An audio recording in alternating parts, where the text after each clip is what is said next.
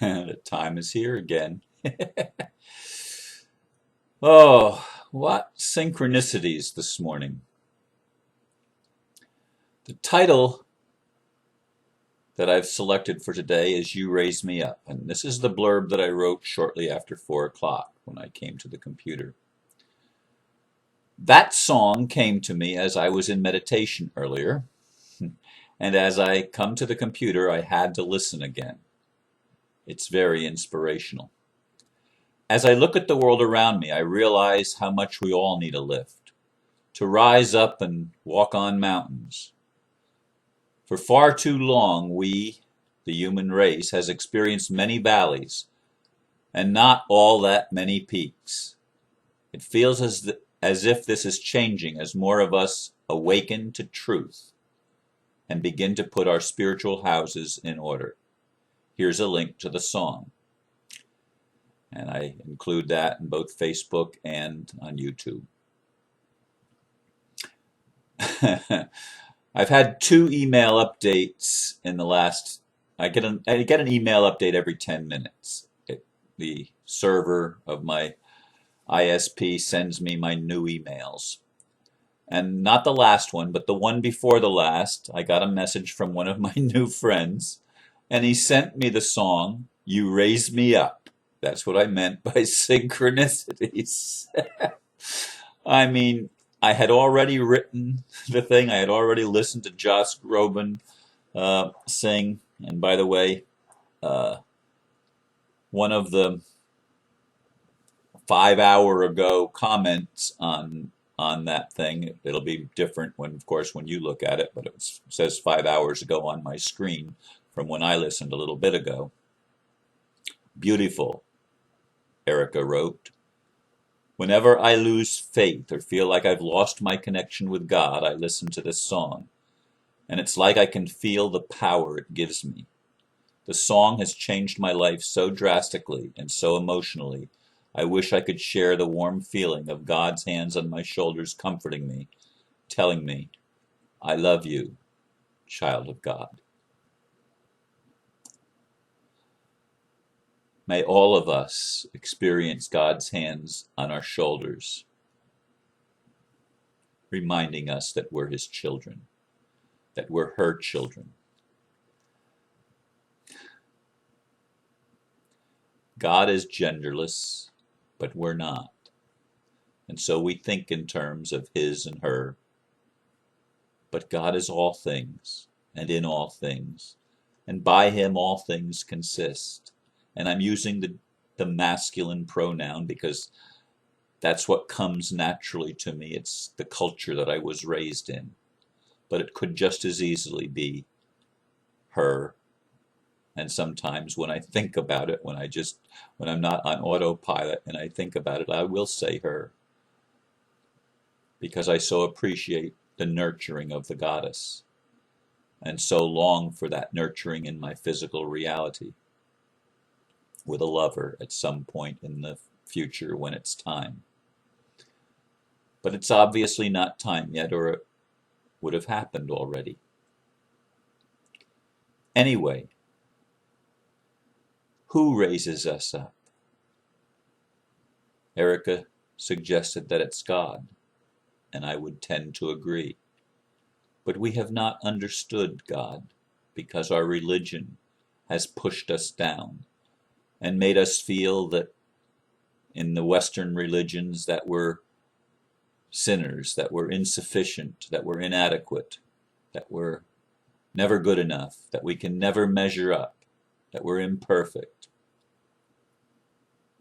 And that pushes us down and puts a heavy weight on our shoulders that weighs heavily on our spirit and influences greatly our experience of human life. And the Eastern religions and the New Age religions have said, it's all an illusion. It's not real. But everything in our experience says, I'm experiencing it. How can it not be real? It's insane to say it's not real, just as it was insane to say you're not good enough. You're here, and you are good enough. And oftentimes it's just removing the weight of false beliefs, the beliefs that have come to us through our religions and through our controllers that want to control us. Instead of liberating us, they want to enslave us. And the they can only exist because we don't know who we are. And so sometimes the raising up that we need is just to be reminded, you are my child. You are my son, my daughter. And I love you, and I've always loved you. And you've always been good enough. And it's never been unreal. Your experience has always been real. It's always been what you've experienced. And you've chosen to experience many things. And you've believed many things that weighed you down and sat on your shoulders. But I want to lift that load. I want to lift that burden and take you out of that yoke of bondage. I, your higher self, your divine being, your divine nature, I want to lift you up so that you can stand on mountains, so that you can be a conqueror, and even more than a conqueror, because you recognize finally that getting your spiritual house in order has to do with accepting everything that you've experienced in life as being a message of truth to you. Sometimes it's a message that you still didn't get it. Sometimes it's a message that you didn't completely understand yet. But it was a message nevertheless. And every negative emotion you've ever felt has been a message to draw you, a longing to draw you into something more, something better, something wonderful. And we all need to be uplifted as we see the world around us, the system collapsing. One of the emails that came in earlier today, after I came to the computer, is that the IMF says that Iceland got it right. We don't need to bail out the bankers, folks. The banking structure as it has existed, the financial structure as it has existed, has been an imprisoner, something that has made us less than, something that has kept us in bondage, something that has enslaved every one of us to some degree or another. I have a friend coming over later this morning to work on some legal issues. And as I went through the complaints against her, I found it pretty amazing that the people that are trying to foreclose on her property didn't even know whether she was male or female. They addressed correspondence to her as Mr. and not Miss or Ms. They didn't even know which gender she was. And never once did they produce any contract that she signed. Never once did they produce anything that has her name on it other than the deed to the property, which she never signed for. Her signature isn't on the deed anywhere. Anywhere. It's only her parents' signature that transferred the property to her. And so this is the kind of fraud that goes on in our world all the time, that has been supported by the financial institutions and the courts, allowing people to be indebted to something that they never even contracted. I mean, how can you owe a debt when you didn't even make the contract? And in her case, they have not produced a single contract with her signature on it. Not a single one. And a whole almost quarter of an inch of paperwork that they produced by their attorney, from their attorney, almost a quarter of an inch of paperwork, not one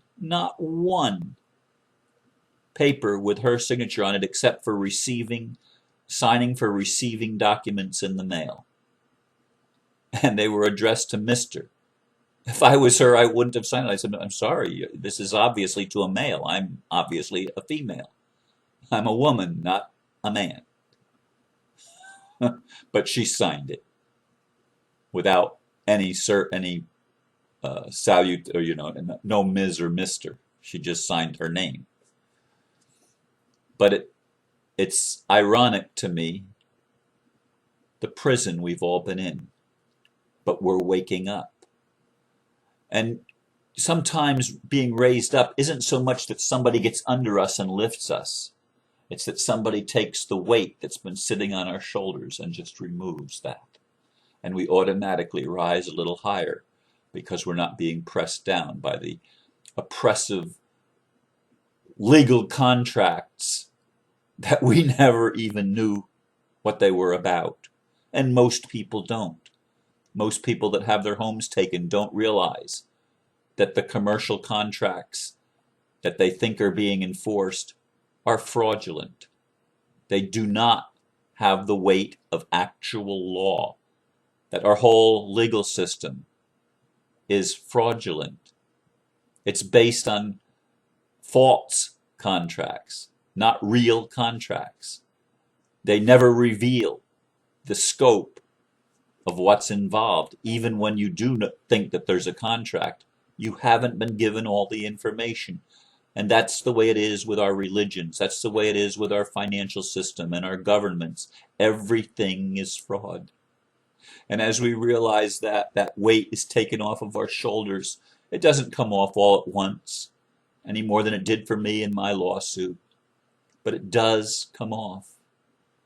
I sat down with my banker yesterday because I took some papers into the courtroom in the afternoon. And she had to notarize the paperwork before I took it in to the court and filed my documents.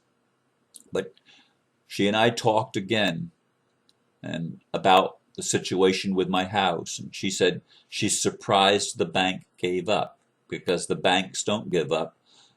But she said I should have won all along, because what the bank was doing, attaching my property to a completely different set of paperwork on which my property was not named anywhere. She says, how could they have ever even thought they could get away with that? But they did it for 7 years. They played that game for 7 years, trying to say that my property should be attached to the other paperwork. And it was unlawful. You can't change a contract without the agreement of the parties. But of course, they never signed it, so they didn't have a contract on their thing. They were allowed to keep trying to commit the fraud because they never signed anything. No one was responsible. And that's the way our culture is with corporations.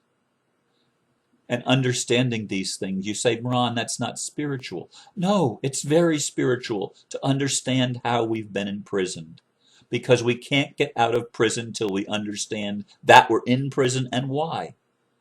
And it's only ignorance. It's only forgetting that we are children of God. It's forgetting that we are loved and being unable to love ourselves. Being unable and unwilling sometimes to embrace our own inner child, our own innocence. We've all experienced this. And we're at the threshold of being lifted up. Exactly the day, I don't know. Exactly how, I don't know that either. But I do sense that spirit, our higher self, the God part of all of us, is lifting us up. Our extraterrestrial family, our celestial family, is present with us even when we don't see them. And some of us are seeing them more and more. I'm not one of those, but some people do apparently have better communication than others, but we're being lifted up. And we'll all be able to sing with Josh Groban, You Lift Me Up. And we'll sing it to each other, and we'll recognize the divine in one another. And we will finally reach a place where we can embrace our own freedom.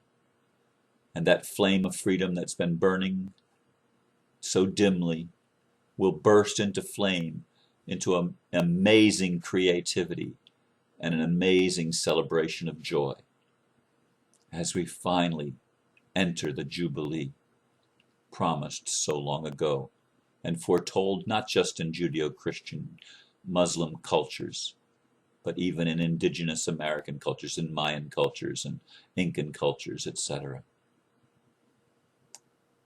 We're going to be lifted up, folks. It's at the threshold already.